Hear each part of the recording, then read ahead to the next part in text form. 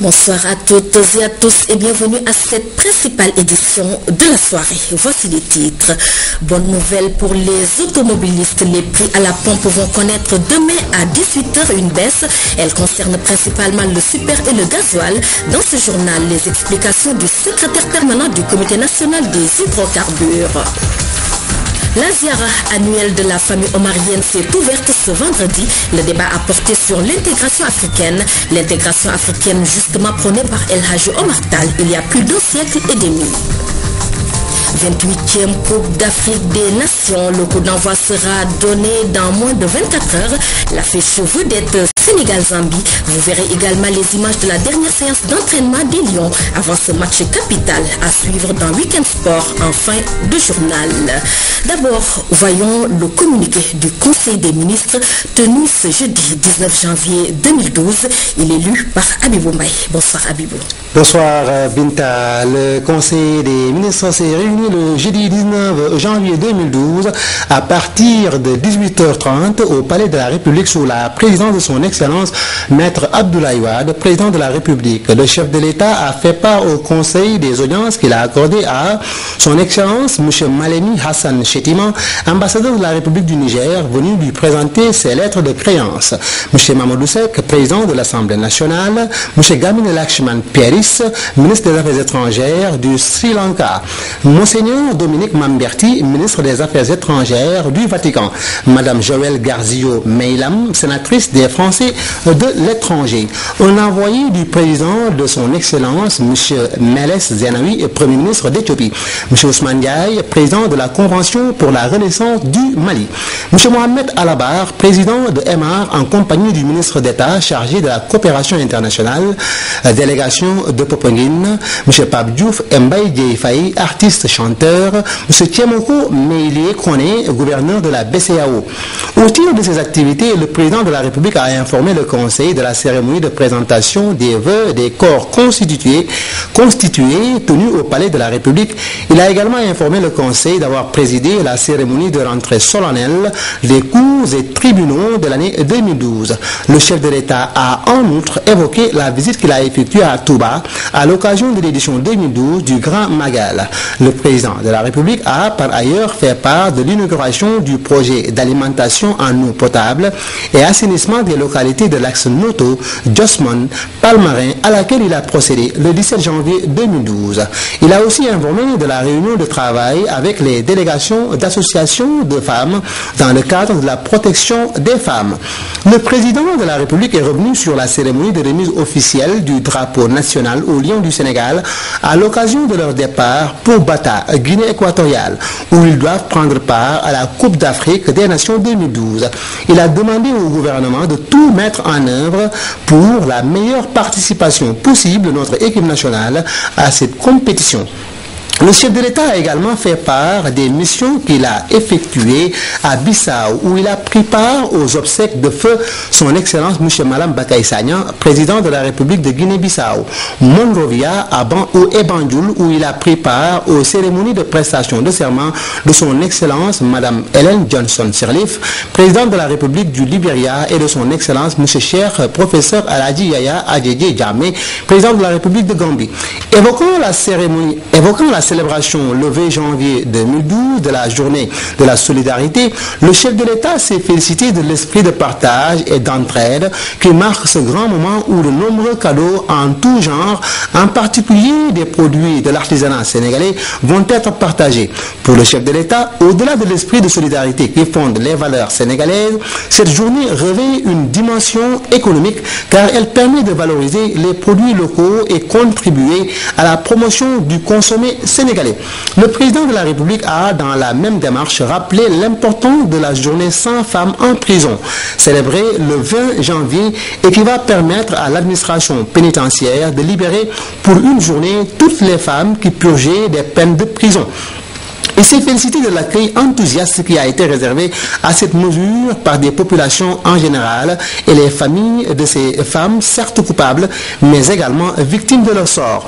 Aussi a-t-il exprimé le souhait que ce moment de solidarité et surtout de liberté serve de déclic psychologique pour ces femmes afin qu'elles puissent désormais éviter de commettre des actes susceptibles de les conduire à nouveau en prison. Le président de la République a annoncé au Conseil la visite qu'il effectuera sur invitation du Khalif à Medina Baye pour prendre part au Gamou. À cette occasion, il procédera au lancement des travaux de construction de la grande mosquée de Medina Baye. Dans sa communication, le Premier ministre a informé le Conseil avoir présidé en présence du ministre d'État, ministre des Sports, la cérémonie marquant la mise en service provisoire du stade Lamine Gueye de Kaolack qui vient d'être entièrement rénové dans le cadre de la deuxième phase du programme de réhabilitation des stades régionaux entrepris par le gouvernement du Sénégal avec le concours de la République de Chine. Les travaux qui viennent d'être achevés ont permis de réhabiliter toutes les installations du stade, avec notamment la pose d'une pelouse synthétique, la réfection de la tribune, des aires de jeu, du centre d'accueil et des projecteurs. Le Premier ministre a ensuite fait part des audiences qu'il a accordées à plusieurs personnalités, parmi lesquelles Monseigneur Dominique Mamberti, chargé des relations avec les États au Vatican, en présence du ministre d'État, ministre des Affaires étrangères, une délégation des femmes commerçantes et chefs d'entreprise du Sénégal, conduite par les responsables du RASEF, du COCOGEF, de l'AFAC et de l'AFAPES. Monsieur Christian Chamas, directeur général de l'Afrique du groupe Vivo Énergie, qui remplace le groupe pétrolier Shell sur le continent. Monsieur Sung Kyo-an, président directeur général du groupe sud-coréen KEPCO. Le Conseil a pris les mesures individuelles suivantes. Madame Gogo Banel Ndiaye, ingénieure des eaux, forêts et chasses, précédemment conseiller technique au ministre de la décentralisation et des collectivités locales, est nommé directeur général de l'Agence nationale de l'économie d'énergie ANE. M. Elhaj Malik Mbaye, planificateur, est nommé directeur de l'École nationale de formation hôtelière et touristique. Madame Marika Ndiaye, administrateur civil principal de classe exceptionnelle, est nommé contrôleur financier au secrétariat général de la présidence de la République. M. Mourtar Kouyaté, chancelier des affaires étrangères principal de classe exceptionnelle, précédemment consul général du Sénégal à Marseille, est nommé consul général du Sénégal à Milan. M. Moustapha Dieye, cadre administratif, est nommé ambassadeur itinérant du Sénégal. M. Boubou Diouf Tall, magistrat, précédemment conseiller technique à l'administration centrale au ministère de la Justice, est nommé observateur national des lieux de privation de liberté. C'était donc la Binta Wagenbang, le communiqué du Conseil des ministres tenu ce jeudi 19 janvier 2012 au Palais de la République. Merci Abibou Mbaye. Je vous le disais en titre, les prix à la pompe vont connaître demain à 18h une baisse. Cette baisse concerne principalement le super et le gasoil. Le secrétaire permanent du Comité national des hydrocarbures s'en est expliqué au micro de la RTS. Nous écoutons Abdoulaye Gueye. Il se trouve que le 21 janvier demain, à 18h, nous avons donc déterminé des nouveaux prix qui, pour les carburants, sont à la baisse, notamment pour le super et le gasoil. Le super, aujourd'hui, qui coûte 858 francs le litre, va passer à 850 francs. Le gasoil, qui coûte aujourd'hui 824 francs, va passer à 798 avec une baisse de 26 francs par litre. En réalité, il y a dans le contexte international une hausse généralisée des prix.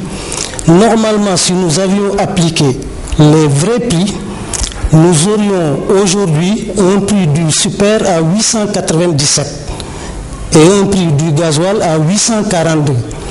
Donc, au fond, nous avons réalisé une baisse de 850 à 897, c'est-à-dire donc nous avons une baisse de 47 francs en réalité sur le super et une baisse de 44 francs sur le gasoil. Pour en arriver à cette baisse, l'État a fait des efforts en se délestant d'une partie donc de ses recettes. Alors, cette baisse d'ailleurs est assez extraordinaire parce que ça va à l'encontre de ce qui se passe sur le marché international. Parce que, comme vous le constatez, d'abord les fondamentaux de cette activité pétrolière sont tels que la demande aujourd'hui est à la hausse. Nous avons donc une demande croissante. Et en contrepartie, nous avons une offre qui est en réduction. Mais en plus donc de cette réduction, nous avons des tensions géopolitiques, nous avons donc le problème de l'Iran, mais nous avons aussi des tensions sociales sur un pays tel que le Nigeria. Et ces deux pays sont des pays producteurs. Donc tout ça impacte négativement l'offre de produits pétroliers. Et c'est ce qui explique que les prix sont à la hausse. Et en plus de ça, il faut quand même tenir compte d'un dollar qui est fortement apprécié par rapport à l'euro. Ceci donc traduit aujourd'hui la difficulté d'ailleurs que nous connaissons des économies européennes. Le président de la République a reçu hier le ministre bissau-guinéen des Affaires étrangères, son Excellence Mamadou Salihou Diallo Pires, qui était en compagnie de son homologue sénégalais, Maître Madi Kenya, a remis un message de remerciement du gouvernement bissau-guinéen pour son soutien agissant à l'occasion du décès du président Malam Bakay Sagna. L'envoyé spécial de la Guinée-Bissau a été interrogé à sa sortie d'audience par Khalisek. J'ai été reçu pour son excellence, monsieur le président Wade. J'étais porteur d'un message de remerciement du président de la République par intérim de la Guinée-Bissau pour remercier monsieur le président Wade et le peuple sénégalais pour tout ce qu'on avait fait pour le peuple de Guinée-Bissau, mais particulièrement en relation à M. le Président Malam Bakay Sagna. Le soutien que le président Wade a donné, soit avant le décès du président Bakay Sagna, soit après le décès de M. le Président. Comme ça, le président par intérim, Raymond Pereira, m'a chargé de transmettre le message qu'il a fait pour le président Wade au nom du peuple de Guinée-Bissau, au nom de tous les organes de l'État guinéen, pour remercier Michel le Président sur tout ce qu'il avait fait pour le président Bakay Sagna. Et voici un autre communiqué concernant les collectivités locales cette fois-ci. C'est avec vous, Abibou Mbaye. Ibinta, ça vient du ministère des collectivités locales dans l'esprit de l'amélioration des conditions de travail de l'élu local dont le projet de statut est en instruction très avancée. Monsieur le Président de la République a signé les décrets ci-après. Le décret numéro 2012-108 du 18 janvier 2012 modifiant le décret numéro 2005-48 du 11 janvier 2005 fixant les taux des indemnités pour frais de représentation alloués aux présidents et vice-présidents de conseil rural et aux présidents et vice-présidents de délégations spéciales. Ce présent décret porte les indemnités de représentation des présidents de conseil rural ou de délégations spéciales de 150 000 francs CFA à 250 000 francs CFA et les indemnités de vice-président de conseil rural ou de vice-président de délégation spéciale de 25 000 francs CFA à 50 000 francs CFA par mois. Le décret numéro 2012-107 du 18 janvier 2012 modifiant le décret numéro 2005-247 du 9 mars 2005 fixant les taux des indemnités pour frais de représentation alloués aux adjoints, aux maires et vice-présidents de délégations spéciales. Ce décret fixe les 10 indemnités ainsi qu'il suit.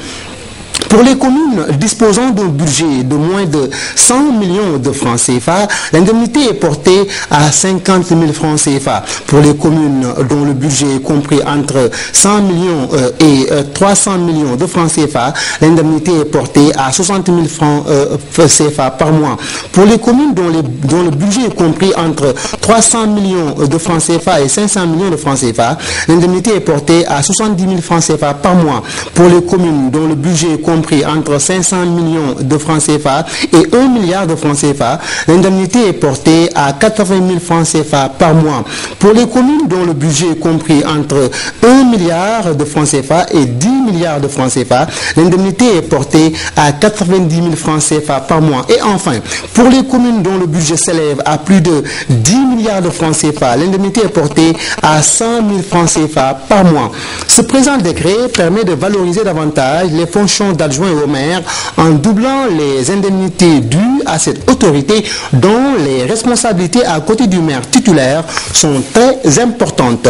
Monsieur le Président de la République a également signé le décret numéro 2012-105 du 18 janvier 2012, abrogeant et remplaçant le décret numéro 2851 du 30 octobre 2000, fixant les conditions de nomination et les avantages accordés aux secrétaires communautaires, communément appelés assistants communautaires. Ce décret fixe les émoluments mensuels des secrétaires communautaires, communément appelés assistants communautaires, à 147 000 francs CFA, soit une augmentation de 20 000 francs CFA par rapport aux anciens émoluments.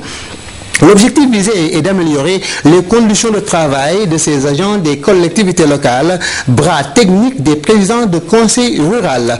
En outre, sur instruction de Monsieur le Président de la République, il est prévu cette année la construction du siège de l'Association nationale des assistants communautaires, appelée Maison de l'assistant communautaire. Les fonds s'y rapportant sont déjà logés dans le budget 2012 du ministère de la décentralisation et des collectivités locales.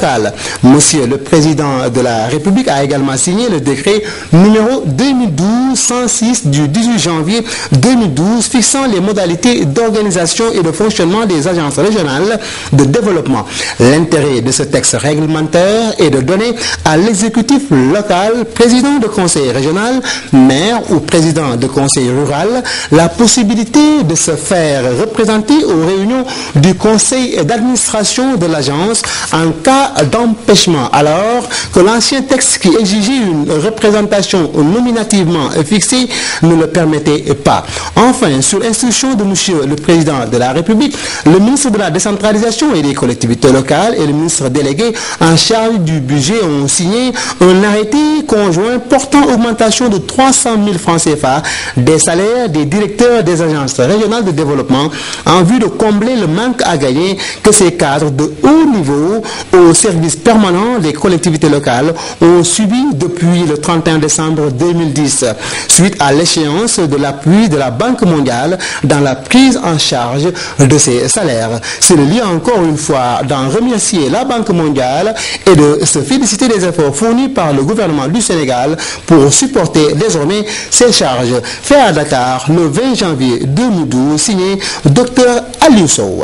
Habib Mbaye, dans l'actualité nationale toujours, l'intégration africaine prônée par El Hadj Oumar Tall il y a plus de 100 ans a été réaffirmée par ses petits-fils. C'était lors de l'ouverture de la ziara de la famille omarienne cet après-midi. Le comité scientifique pense que la problématique de l'intégration pour le développement socio-économique de nos populations se pose avec acuité. Hamidou Diop. Presque toutes les familles religieuses se sont retrouvées pour célébrer la ziara annuelle de la famille omarienne. L'événement est une occasion de prière, de dévotion qui permet de revisiter l'enseignement du Saint-Homme, un héritage que ses petits-fils perpétuent avec beaucoup de rigueur et de respect. À l'occasion de cette cérémonie d'ouverture, les fidèles ont vécu d'intenses moments de recueillement, de retour à Dieu. Pour le comité scientifique, il a été question de revenir sur l'intégration telle qu'El Hadj Oumar l'avait pensée il y a un siècle.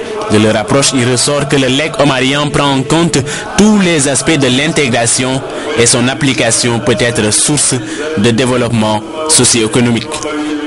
À la veille de l'ouverture de la ziara annuelle de la famille omarienne, une délégation de la Sénélec a rendu visite à la famille. Sur place, l'engagement de l'entreprise à prendre toutes les mesures pour satisfaire la demande énergétique a été renouvelé.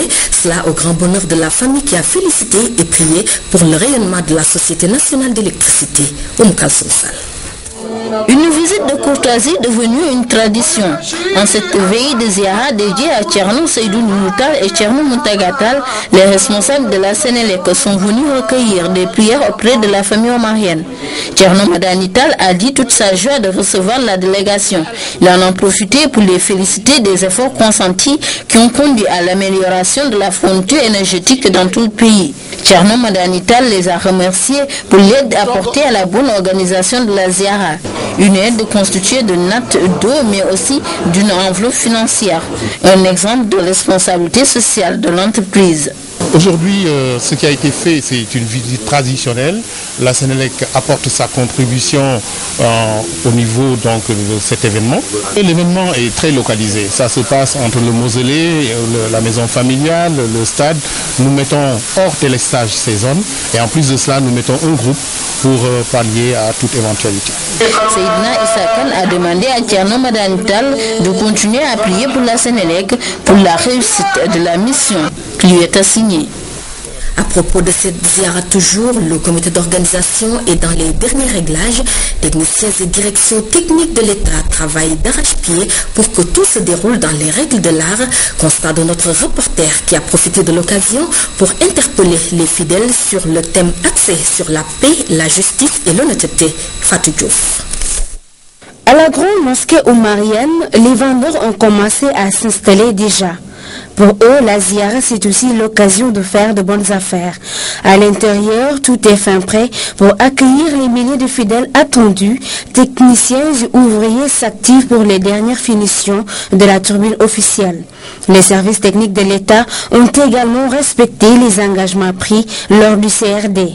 La Sénélec est d'appui. Vous avez vu, on n'aura pas de coupure. Il y a une centrale qui a été dédiée totalement uniquement à la ziara. Même si tout Dakar, je ne souhaite pas, serait coupé, nous, on ne sera pas coupé. Donc pendant toute la ziara. L'eau aussi, il y a si vous allez au niveau du village des pèlerins, il y a des grands bacs, il y a des camions-citernes qui sont là-bas et l'eau est là. Donc vous avez vu aussi qu'on a pu faire l'extension, surtout sur les lieux d'ablution. C'est très important. Néanmoins, le comité d'organisation a noté des lenteurs dans l'installation des tentes et des toilettes mobiles autour du stade Iba Mar Diop, village des pèlerins. C'est là-bas que les pèlerins sont.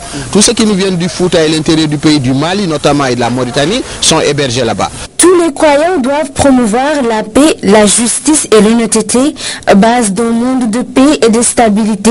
C'est d'ailleurs le thème de cette 30e édition. On a pris comme thème la justice,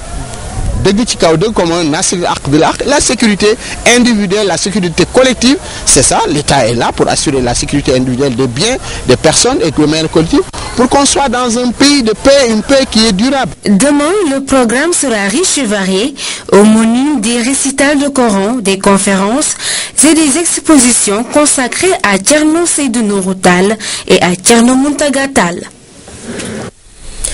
Fatou Diouf, la ziara annuelle de la famille omarienne s'est ouverte ce vendredi. La 48e édition de celle de Louga dédiée à Mountaga Tall, fils de Cheikh Omar Tall, se prépare. Elle est prévue du 26 au 29 janvier prochain et déjà toutes les dispositions sont prises pour la réussite de l'événement. L'assurance a été donnée au cours de la réunion nationale préparatoire organisée à cet effet. Le ministre d'État, ministre de l'Intérieur, a présidé les travaux, nous dit Oumouka Sonsal. Une forte délégation est venue de Louga pour assister à la réunion nationale préparatoire de la ziara omarienne de la région. Cette réunion, une première, témoigne de l'importance qu'accorde l'État à cet événement religieux, comme l'a rappelé dès le début le comité d'organisation. Des CRD qui ont précédé cette réunion préparatoire avaient permis à la famille de faire des demandes relatives à la tenue de l'événement. Des demandes énumérées par le gouverneur de Louga, auxquelles les services présents ont apporté des réponses satisfaisantes. Le ministre de l'Intérieur a souligné la nécessité de cette rencontre vu l'importance de l'événement qui connaît chaque année une plus grande influence. Maître Ousmane Gom est aussi revenu sur la dimension spirituelle de Cheikh Omar Foutiyou Tall. C'est pourquoi il a promis la satisfaction de toutes les demandes du comité d'organisation. Cette marque de considération du ministre d'État et ministre de l'Intérieur envers la famille omarienne a été accueillie avec beaucoup de fierté par le comité d'organisation. Les représentants du Khalif partent rassurés. Des prières pour un Sénégal de paix ont clos la rencontre. Nous restons toujours sur ce chapitre religion pour parler du Mawlud ou Gamou, commémorant la naissance du prophète Mohammed, paix et salut sur lui. C'est dans 2 semaines. Et pour une meilleure couverture de cet événement majeur dans le calendrier républicain, la RTS s'est rendue dans la ville sainte de Tivaouane pour rencontrer les organisateurs. Sur place, la directrice de la télévision et sa délégation ont pu tenir une séance de travail avec la cellule de communication. Des innovations majeures sont annoncées. Eric Nimati. C'est un face-à-face dans une bonne ambiance. Devant les représentants de la RTS, la cellule de communication a exposé en détail le programme du Gamou de cette année. Des innovations majeures sont prévues dans le déroulement de certaines manifestations. Elles concernent surtout le bourd et le forum qui vont se tenir à plusieurs endroits. Nous avons décidé d'organiser plusieurs forats à Dakar, à Saint-Louis, comme à Tivaouane. Le thème de ces forats va tourner sur le modèle prophétique dans la construction d'une cité vertueuse. À côté de cela, il y a ce qu'on appelle les bourdes populaires, parce que nous avons décidé aussi de mieux vulgariser cette œuvre de la littérature islamique qui est parfois mal connue du public. Nous avons décidé de le décliner peut-être dans une dimension peut-être populaire pour permettre justement aux jeunes de s'en saisir, de se l'approprier, mais également de s'inspirer justement du modèle prophétique tel qu'il a été décrit dans cette œuvre magistrale de Mohamed El-Bousri. Passé cette phase, les deux parties se sont entretenues également sur les modalités de couverture optimale du Mawlud 2012. La RTS rassure et promet un programme spécial pour une bonne réussite de l'événement. D'ailleurs, ces agents vont se mettre au travail dès ce 24 janvier pour les premiers reportages en direction de cette manifestation. Le Mawlud est un événement extrêmement important dans le calendrier des activités sénégalaises du gouvernement du Sénégal et des Sénégalais de façon générale. Et la RTS ne pouvait que s'inscrire dans cette lancée. La radio-télévision sénégalaise, comme on le sait, a toujours couvert de la manière la plus belle ces activités religieuses-là. Et parmi ces activités, il y a le Gamou célébré à Tivaouane. Donc c'est pour cela que nous sommes aujourd'hui ici. Nous avons discuté avec le comité d'organisation, le COSCAS, surtout au niveau du volet communication. Et nous avons passé en revue ce qui concernait leurs doléances, ce qui concernait leurs priorités pour la couverture médiatique de cet grand événement. Et nous avons également apporté, nous aussi, notre contribution, puisque nous envisageons également de faire des innovations par rapport à ce qui s'est fait jusqu'ici. Après cette séance de travail, les émissaires de Babacar Diagne ont été reçus par le porte-parole du Khalif général des Tidjanes. Serigne Abdelaziz Sy s'est félicité de cet engagement de la RTS. Il n'a pas manqué de prier pour elle afin qu'elle continue de servir dignement le public, sa raison d'être. Sur un tout autre chapitre, maintenant, le Premier ministre a reçu l'ambassadeur de Chine accompagné d'une délégation. Occasion pour Maître Souleymane Ndéné Ndiaye de remercier le président chinois ainsi que tout son peuple pour le joyeux sportif offert à la jeunesse sénégalaise. Entendez par là le stade flambant neuf de Kaolack qui sera inauguré par le président de la République. Écoutons son excellence au micro de Ramatadem. Transmettre nos sincères remerciements au président de la République populaire de Chine, le président Jintao, au Premier ministre de la République populaire de Chine, ainsi qu'à tout le gouvernement et au peuple chinois d'avoir permis à la jeunesse de Kaolack de pouvoir bénéficier d'un stade à la mesure de leurs ambitions. Transmettez donc nos sincères remerciements aux autorités de la République populaire de Chine ainsi qu'au peuple et nous tâcherons de faire bon usage de ce stade flambant neuf que vous mettez à notre disposition conformément aux accords qui nous lient. Je vous remercie. C'était plutôt le Premier ministre Maître Souleymane Ndéné Ndiaye qui a parlé à la suite de l'audience. Voyons ce communiqué qui nous vient de la présidence de la République. Depuis quelques jours, les supporters des Lions du football appelés 12e Gaïdné étaient confrontés à des difficultés pour se rendre en Guinée équatoriale où se joue la Coupe d'Afrique des Nations.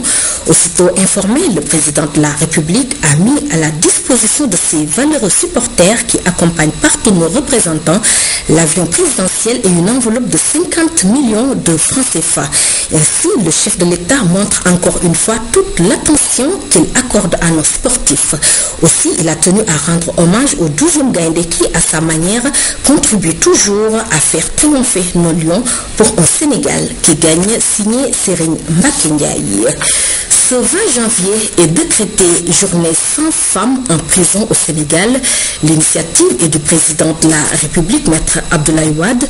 Plus de 30 femmes ont été graciées. L'acte est jugé de haute portée humanitaire par le ministre d'État, ministre de la Culture et du cadre de vie. Awa Ndiaye a fait le déplacement sur le centre de réinsertion sociale de Sébikotane. Nous l'écouterons avec Claire Diop. Ce jour d'aujourd'hui symbolise cet engagement et ce pacte entre le président Abdoulaye Wade et les femmes de son pays. Parce qu'il a pensé à toutes les femmes, et même à celles qui étaient dans des situations de vulnérabilité, comme les femmes d'aujourd'hui que nous avons rencontrées. Il a gracié beaucoup d'entre elles, mais il a tenu à ce qu'aujourd'hui on dise qu'au Sénégal, aucune femme n'est en prison. C'est un symbole, c'est un acte fort. Et je voudrais véritablement que chacun en prenne véritablement conscience. Ce qui se passe aujourd'hui est sans précédent. Et sans précédent, mais il n'y aura plus de retour en arrière. Et ça, c'est important.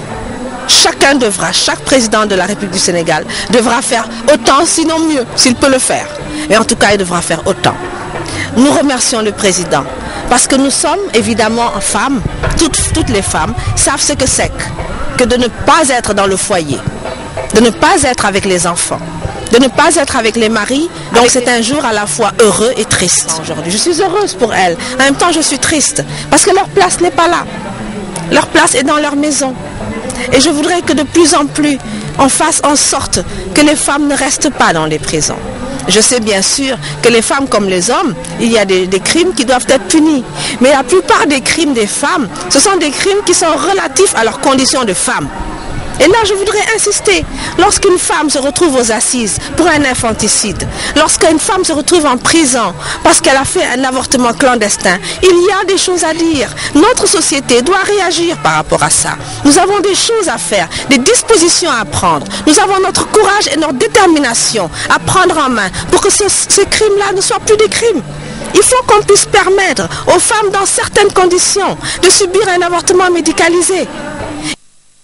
Dans l'actualité nationale toujours, fin des séries de rencontres initiées par le CNRA, Conseil national de régulation de l'audiovisuel, et il a été beaucoup question du respect des règles de la déontologie par les différentes parties prenantes. Pour la société civile, c'est le gage de la réussite de la présidentielle de 2012. Voyons les détails avec Abasso. Les membres de la société civile à l'honneur après les organes de presse et les représentants des partis politiques. Et le Conseil national de régulation de l'audiovisuel veut jouer pleinement son rôle dans l'apaisement du climat social, maillon essentiel du processus. La société civile semble épouser l'idée d'une présidentielle sans heurts. En tant que société civile, l'élément le plus important, c'est la déontologie. Chacun dans son domaine doit respecter une certaine déontologie pour en retour le respect de l'équilibre mais aussi le respect de l'équité entre tous les candidats. C'est en cela que nous devons tous nous investir pour ce qui concerne maintenant le mouvement syndical. J'ai la ferme conviction que nous devons observer de façon tacite et de façon volontaire une certaine trêve dans les grèves durant la campagne et durant les élections. Bref rappel des concepts, il revenait à Ibrahima Bakhoum de présenter une communication suivie d'échanges et de discussions. Ces 3 rencontres ont été bénéfiques à plus d'un titre. Ce qu'il faudrait, c'est de veiller à ce qu'il y ait le respect des principes de notion, des principes d'équilibre, d'équité et de pluralisme. Et je crois qu'au cours des 3 journées que nous avions eu à organiser, on est largement revenu sur le contenu de ces principes. À presque un mois de la présidentielle, l'heure est au consensus pour des élections libres, transparentes et apaisées. Le CNRA veut s'acquitter de sa mission grâce au concours des différents partenaires politiques, sociaux et professionnels. Abasso, pour compléter, voyons ce communiqué du CNRA relatif à la violation des dispositions du code électoral sur la pré-campagne. Au terme de l'article L63 du code électoral, les manifestations et déclarations publiques de soutien à un candidat ayant pour support les médias nationaux, publics ou privés sont interdites durant les 30 jours précédant la campagne électorale. Il résulte cependant du rapport de suivi et d'écoute du service de veille du CNRA que des médias tant audiovisuels que de la presse écrite ont diffusé ou publié des reportages et des articles relatant des manifestations et déclarations publiques de soutien.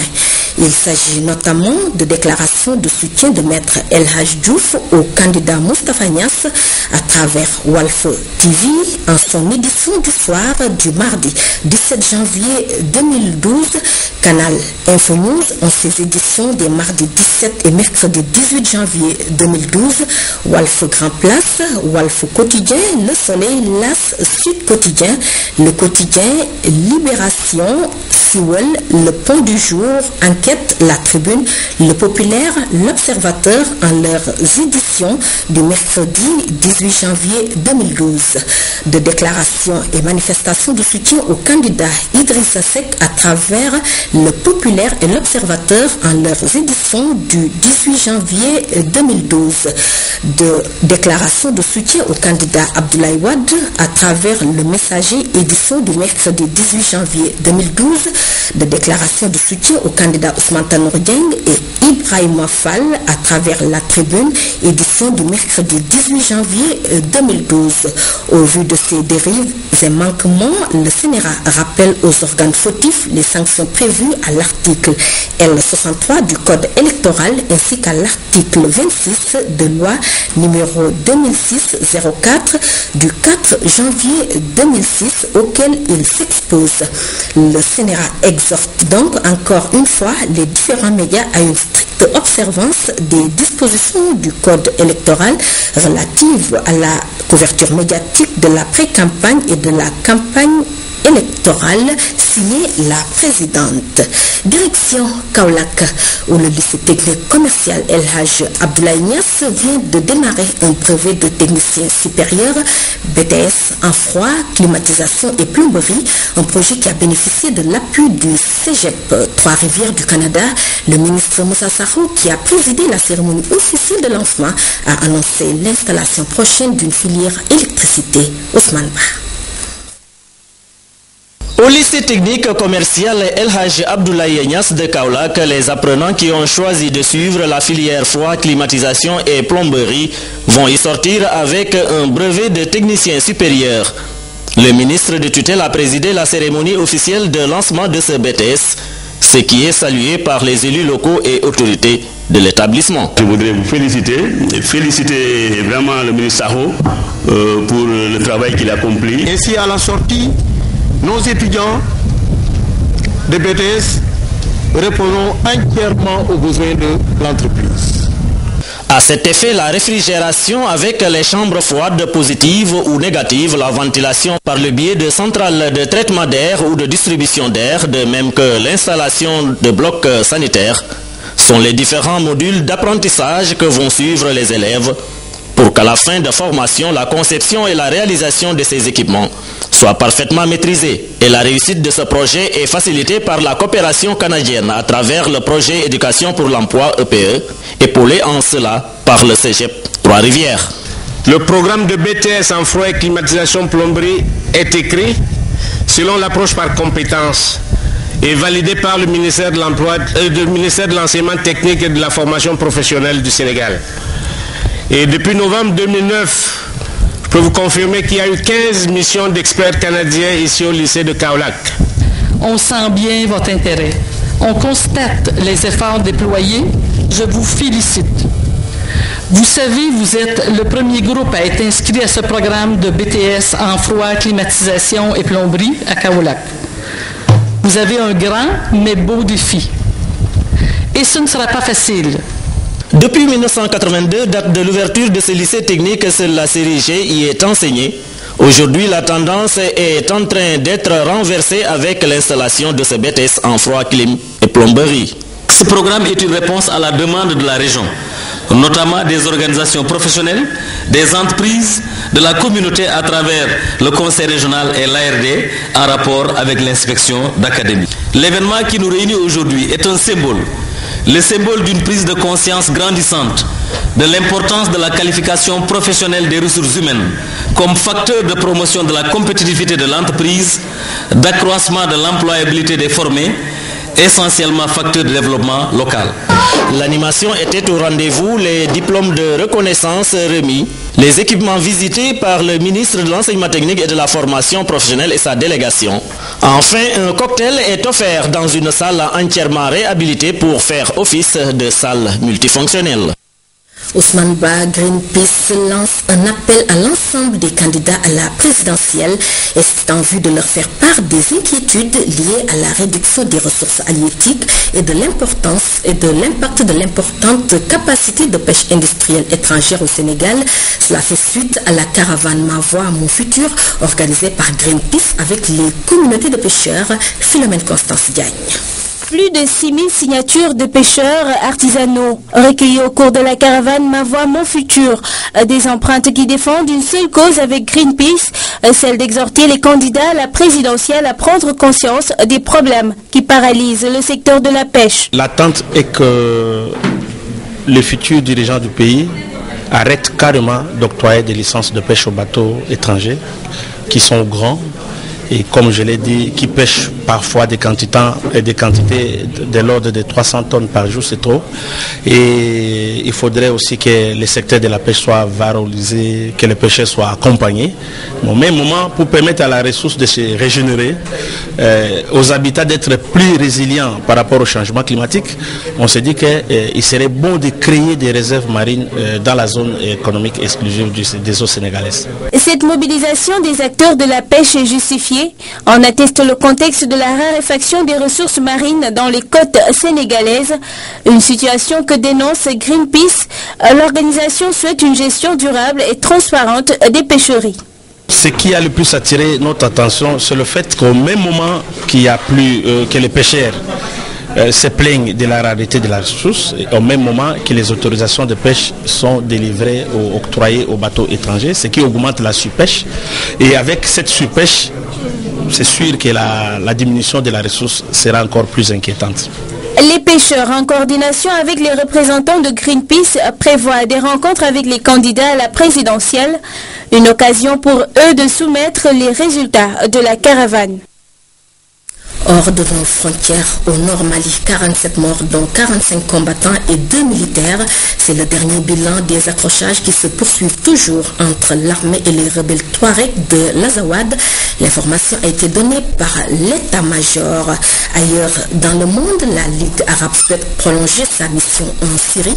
Après plus de 3 semaines donc dans ce pays, elle doit soumettre un rapport qui pourrait compromettre la poursuite de son action sur le terrain. La répression continue toujours.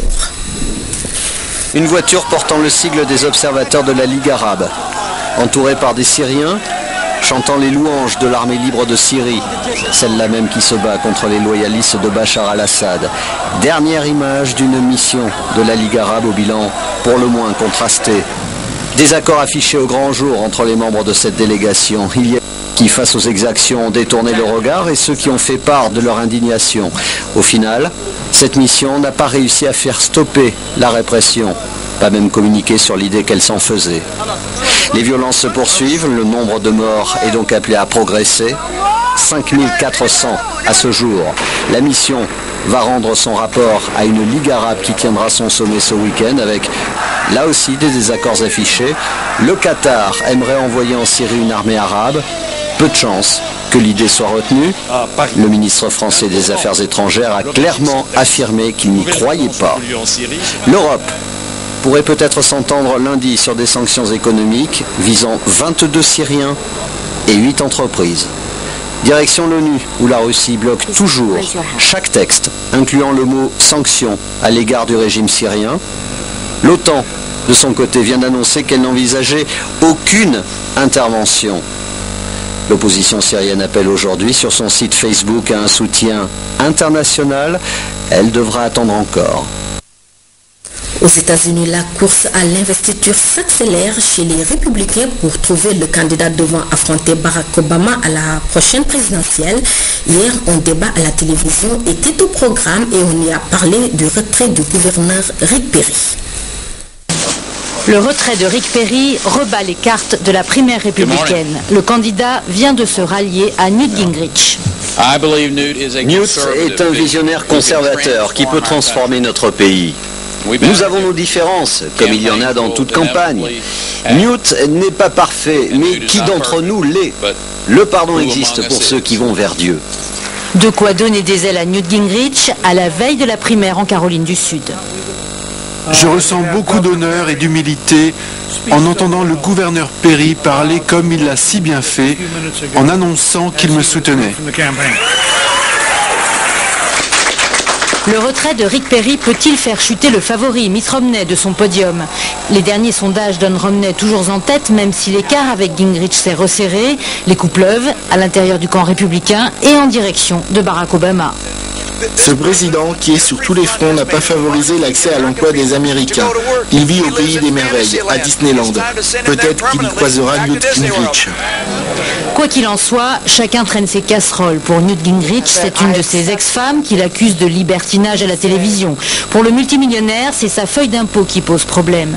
Mais Mitt Romney vient de subir un coup dur supplémentaire. Ce n'est pas lui, mais son autre rival, Rick Santorum, qui a gagné la primaire de l'Iowa le 3 janvier. Le Parti républicain vient de corriger les résultats. La Banque mondiale a un nouveau vice-président pour l'Afrique. Il s'agit du Sénégalais Mactar Diop, ancien et premier ministre de l'économie et des finances de l'alternance. Pour la première fois, un Africain francophone occupe ce poste. Son portrait nous est dressé ici par Pendambo. Cet économiste hors pair, nommé vice-président de la Banque mondiale pour la région Afrique, n'est pas un terrain inconnu. Il a dès les années 2000 décidé de faire carrière dans les institutions financières internationales. Après son passage dans le premier gouvernement de l'alternance au Sénégal comme argentier de l'État, Mactar Diop intègre le siège du FMI. En janvier 2002, la Banque mondiale s'ouvre à notre compatriote. Il est nommé directeur des opérations pour le Kenya, l'Érythrée et la Somalie. Pour la période 2003-2005, il officie comme directeur du secteur finance, secteur privé et infrastructure pour la région Amérique latine et les Caraïbes. De 2007 à 2009, c'est toujours la même région, cité plus haut qu'il accueille en qualité de directeur de la stratégie et des opérations. Depuis 2009 jusqu'à sa récente nomination, ce cadre sénégalais est le patron des opérations de la Banque mondiale au Brésil avec le plus gros portefeuille estimé à 3 milliards de dollars pour ce pays, environ 1500 milliards de francs CFA. Avec cette nomination, Mactar Diop devient ainsi le premier Africain francophone à occuper ce poste. En mai prochain, c'est Dean Fils du Sénégal, sportif de haut niveau car champion du monde de karaté par 2 fois de suite, va prendre fonction en remplacement de la Nigérienne Obiangeli Ezekwesili. Et nous passons maintenant à la santé. Tuberculose chez l'enfant. Le sujet a réuni pédiatres, enseignants-chercheurs de l'UCAD autour du programme national de lutte contre la maladie. Et il ressort des observations du PNT, un faible dépistage des enfants malades, souvent du fait de leurs parents. L'objectif de cet atelier était de voir avec les pédiatres comment améliorer la prise en charge de cette maladie. Omar Diaw. La tuberculose est certainement l'une des maladies infectieuses aussi vieilles que le monde.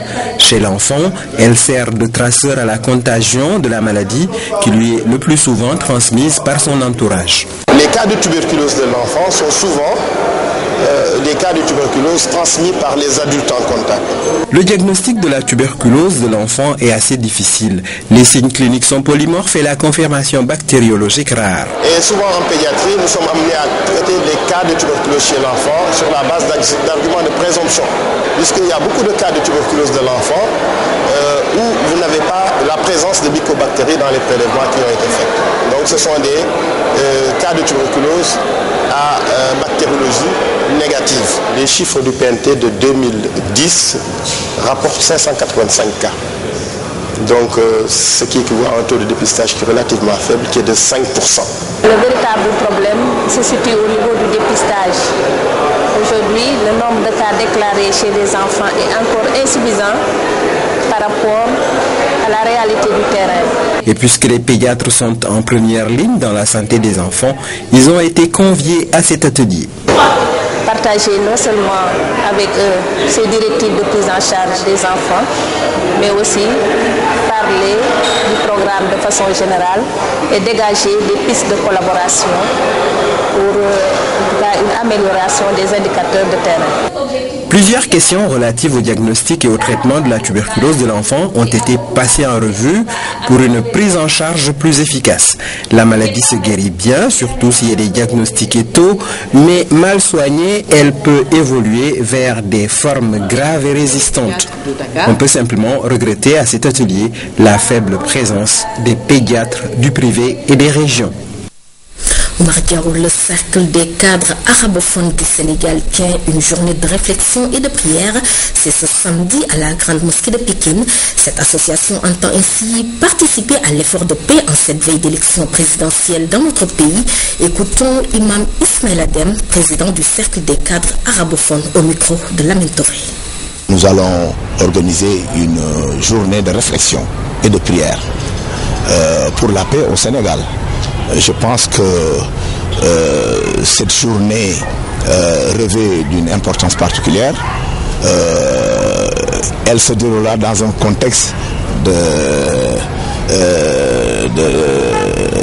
préélection présidentielle.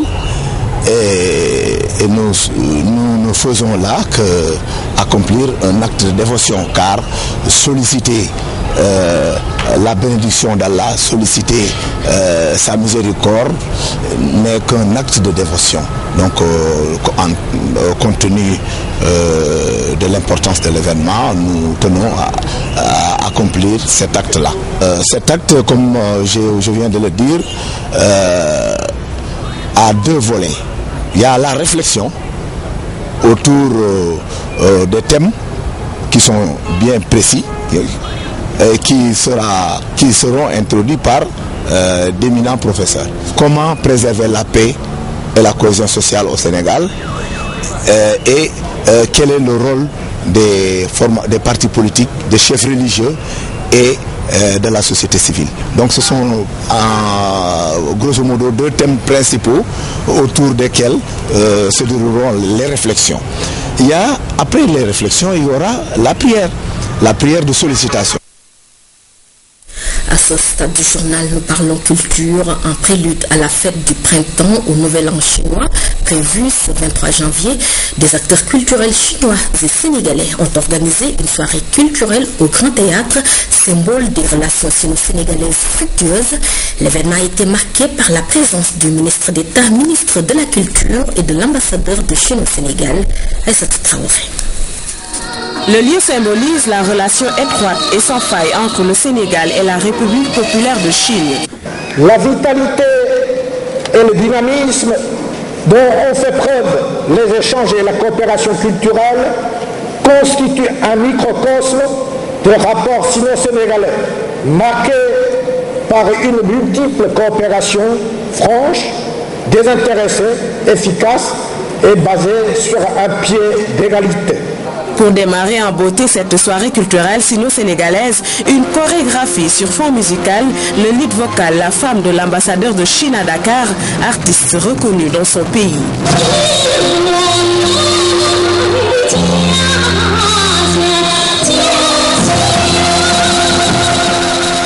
Ces festivités annoncent le Nouvel An chinois ou fête du printemps. Pour se retrouver en famille au pays de la Teranga, beaucoup ont effectué le déplacement.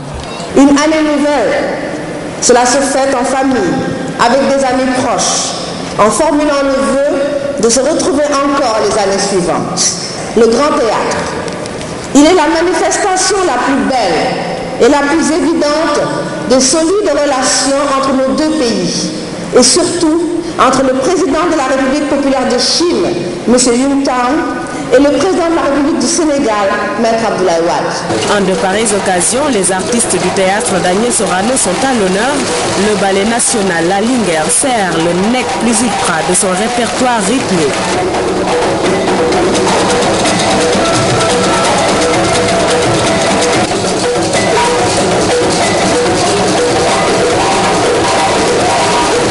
La fête du printemps baptisée Carnaval des Chinois démarre le 23 janvier. Comme toute fête de fin d'année, et sera riche en couleurs, pleine d'espoir. Un espoir de voir pour toujours le Sénégal et la Chine sur la scène de l'amitié. Et place maintenant à Week-end Sport avec moi sur ce plateau Koumba Diakhatemar. Bonsoir Koumba. Bonsoir Binta. Voilà Koumba, nous allons d'abord parler de la 28e Coupe d'Afrique des Nations. Le coup d'envoi sera donné ce samedi et le Sénégal entre dans la compétition contre la Zambie. Et c'est l'affiche vedette Binta de cette première journée de la Coupe d'Afrique des Nations. Un match capital pour les Lions qui se sont entraînés cet après-midi. Vous allez voir tout de suite sur les images l'entraînement, la toute dernière séance des Lions au stade de Bata, où ils vont affronter les Chipolo Polo, une séance qui a demandé beaucoup de rigueur puisque c'est la séance devant un match capital entre le Sénégal et la Zambie et ce galop d'entraînement qui s'est déroulé cet après-midi à Bata sous le regard très intéressé des supporters sénégalais et la forte communauté sénégalaise qui se trouve à Bata. Et puis Binta, Sénégal-Zambie, un match capital de vieilles connaissances. Ce samedi, on va vers la 9e rencontre entre ces deux équipes qui ont terminé leader de leur groupe lors des qualifications. Le Sénégal, les Sénégalais se disent prêts à en découdre avec les Zambiens. Assurance donnée par le capitaine et le sélectionneur national que nous écoutons au micro de l'un de nos envoyés spéciaux, Pape Biram Biguendiaï. Il n'y a pas de petite équipe dans une CAN, tout le monde peut battre tout le monde. Donc il va falloir être très vigilant et surtout concentré et donner le meilleur de soi-même pour gagner des matchs. Comme vous avez manqué à la précédente CAN, est-ce que vous avez un peu plus la pression pour cette édition-là? Non, la pression on l'avait pendant les qualifs, c'est-à-dire on avait un groupe difficile avec le Cameroun et le Congo, on a réussi à se qualifier. Maintenant, à nous faut pas s'arrêter là, il faut pas que la qualification soit une fin en soi. Il faut qu'on reste concentré et que déjà qu'on donne le meilleur de nous-mêmes sur le terrain pour que le pays soit fier de nous. Et prêt mentalement et physiquement, je pense qu'il y a une bonne ambiance et on a vraiment conscience de la tâche qui nous reste à faire demain. On est tous conscients de la difficulté qu'on va rencontrer demain. Et donc voilà, je pense que c'est la meilleure des choses que l'équipe soit au courant de ça, que cette équipe zambienne joue bien, que cette équipe zambienne est très difficile à jouer. Et comme ça, on va aborder ce match avec plus de pression et plus de concentration. La Zambie, c'est l'équipe que nous connaissons, donc c'est une équipe qui est présente par exemple dans toutes les CAN, c'est une équipe aguerrie, donc qui a une bonne... qui se... Pardon, c'est pour la question. Sur vos adversaires. La Zambie, c'est une bonne équipe qui est présente dans toutes les CAN, donc je pense que c'est une équipe aguerrie qui a beaucoup d'expérience. Donc moi je pense qu'à partir de là, c'est une équipe très sérieuse qu'il faut prendre au sérieux, qui a aujourd'hui envie comme toutes les autres équipes. Donc moi je pense que. Mais nous, on va se focaliser sur nos forces. Est-ce que ce premier match est capital pour vous? Il y a 3 matchs à faire, donc si on commence un premier match en disant que c'est capital, donc je pense qu'il faut rentrer tout seul à la maison. Il y a un championnat à jouer et il faut être premier. Vous êtes parmi les favoris, vous êtes confiant? Dans cette poule, on est favori, donc on va tout faire pour montrer qu'on est favoris.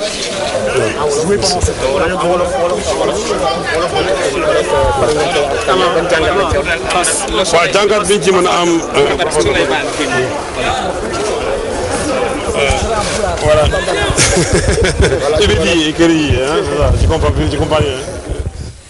Et Binta, ce communiqué de la présidence de la République, depuis quelques jours, les supporters des Lions du football, appelés 12e Gaïndé, étaient confrontés à des difficultés pour se rendre en Guinée équatoriale, où se joue la Coupe d'Afrique des Nations. Aussitôt informé, le président de la République a mis à la disposition de ces valeureux supporters qui accompagnent partout nos représentants l'avion présidentiel et une enveloppe de 50 millions de francs CFA. Ainsi, le chef de l'État montre encore une fois toute l'attention qu'il porte à nos sportifs. Aussi, il a tenu à rendre hommage au 12e Gaïndé qui, à sa manière, contribue toujours à faire triompher nos lions pour un Sénégal qui gagne, signé le ministre Serine Makenyaï. Voilà, Amra Traoré l'a dit tout à l'heure, combat, le Sénégal est cité parmi les favoris à quelques heures du coup d'envoi de la CAN. Ah oui, Binta, le Sénégal est dans le trio favori pour le prestigieux titre continental avec la Côte d'Ivoire, le Ghana, une CAN qui se joue sans l'équipe championne en titre, l'Égypte. Le gardien de but Hadari et l'attaquant Zidane au pinacle de la gloire. L'image est encore dans les mémoires, 2 ans après la finale de la CAN, remportée par l'Égypte, grâce à ce magnifique but de Guédou. La 28